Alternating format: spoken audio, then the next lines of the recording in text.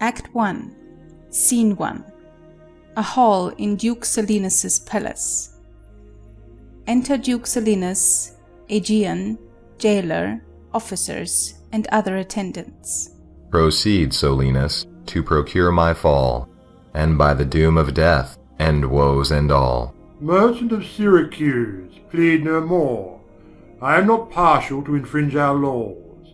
The enmity and discord which have late sprung from the rancorous outrage of your Duke to merchants, our well-dealing countrymen, who, wanting guilders to redeem their lives, have sealed his rigorous statutes with their bloods, excludes all pity from our threatening looks. For since the mortal and intestine jars twixt thy seditious countrymen and us, it hath in solemn synods been decreed, both by the Syracusians and ourselves, to admit no traffic to our adverse towns. Nay more, if any born at Ephesus be seen at any Syracusian marts and fairs, again, if any Syracusian born come to the Bay of Ephesus, he die. His goods confiscate to the Duke's dispose, unless 1,000 marks be levied to quit the penalty and to ransom him. Thy substance, valued at the highest rate, cannot amount unto 100 marks. Therefore, by law, thou art condemned to die. Yet this my comfort, when your words are done, my woes end likewise with the evening sun. Well, Syracusian, say in brief the cause why thou departest from thy native home, and for what cause thou camest to Ephesus. A heavier task could not have been imposed than I to speak my griefs unspeakable, yet that the world may witness that my end was wrought by nature, not by vile offense, I'll utter what my sorrows give me leave. In Syracusia was I born, and wed unto a woman, happy but for me, and by me, had not our hap been bad, with her I lived in joy. Our wealth increased by prosperous voyages I often made to Epidamnum, till my factor's death and the great care of goods at random left drew me from kind embracements of my spouse, from whom my absence was not 6 months old, before herself, almost at fainting under the pleasing punishment that women bear, had made provision for her following me, and soon and safe arrived where I was. There had she not been long, but she became a joyful mother of 2 goodly sons, and, which was strange, the one so like the other, as could not be distinguished but by names.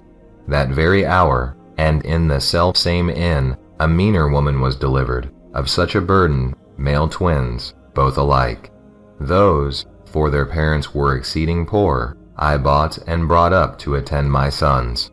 My wife, not meanly proud of 2 such boys, made daily motions for our home return.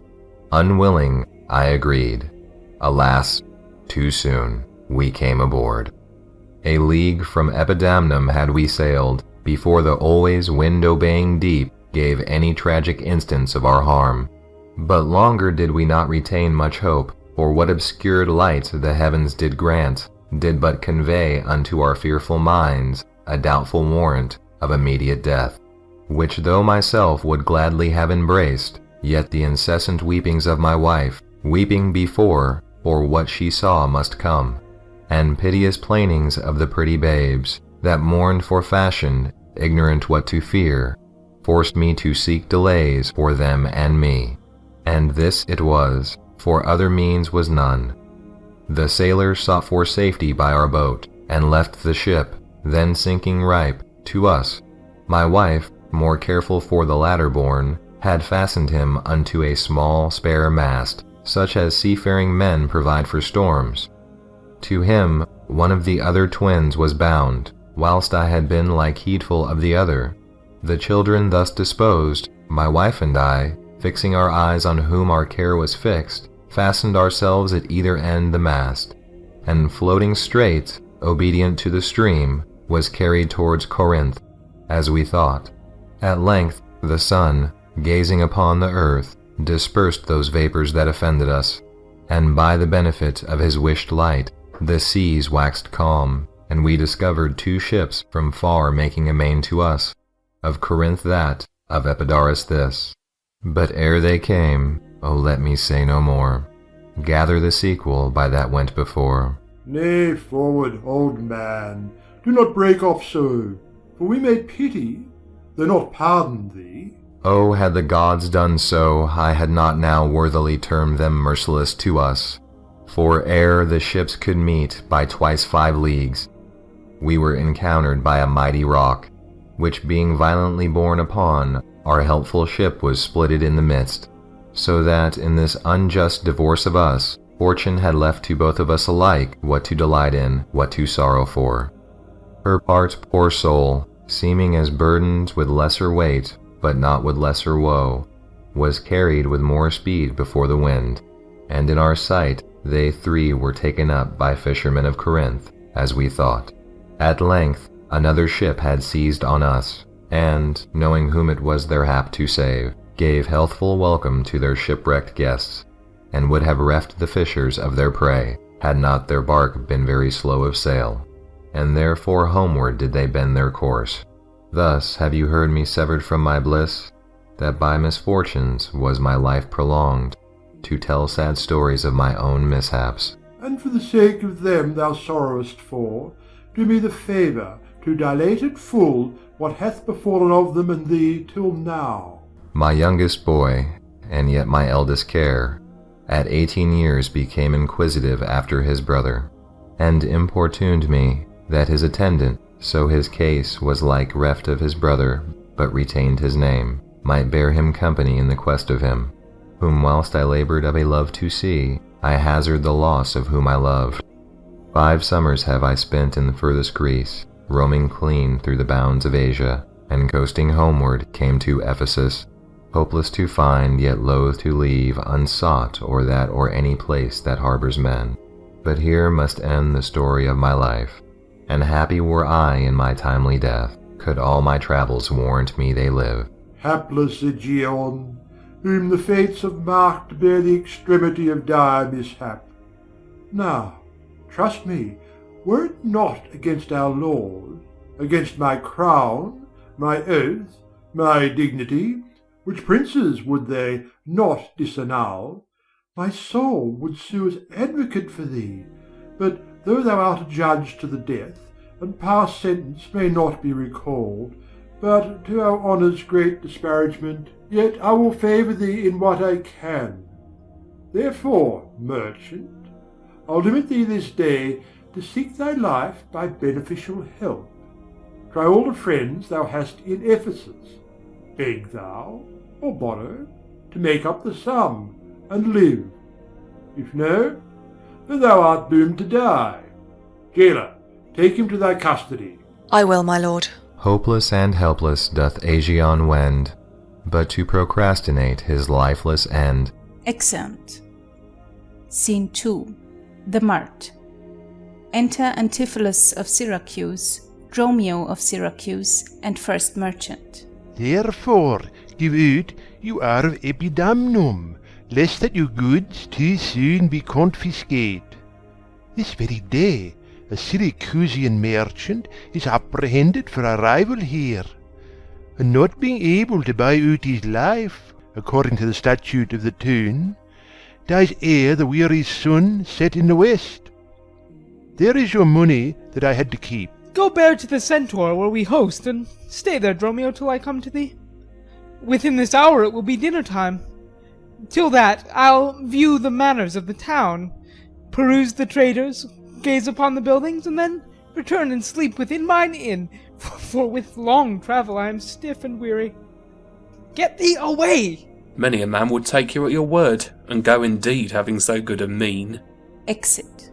A trusty villain, sir, that very oft, when I am dull with care and melancholy, lightens my humour with his merry jests.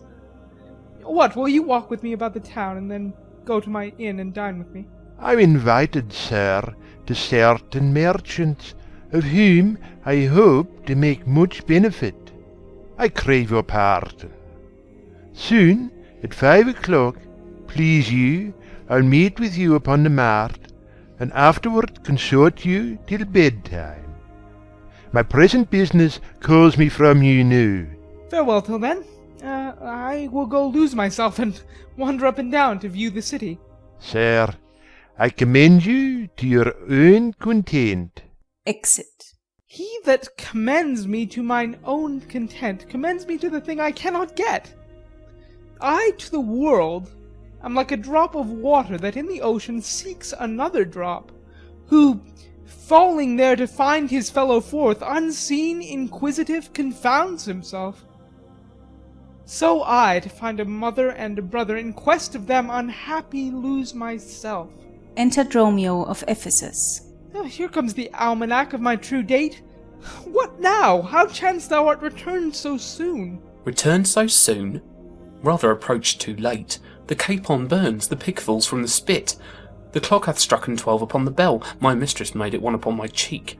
She is so hot because the meat is cold. The meat is cold because you come not home. You come not home because you have no stomach. You have no stomach, having broke your fast. But we that know what 'tis to fast and pray are penitent for your default today. Stop in thy wind, sir. Tell me this, I pray. Where have you left the money that I gave you? Oh, 6pence that I had a Wednesday last to pay the saddler for my mistress Crupper. The saddler had it, sir. I kept it not.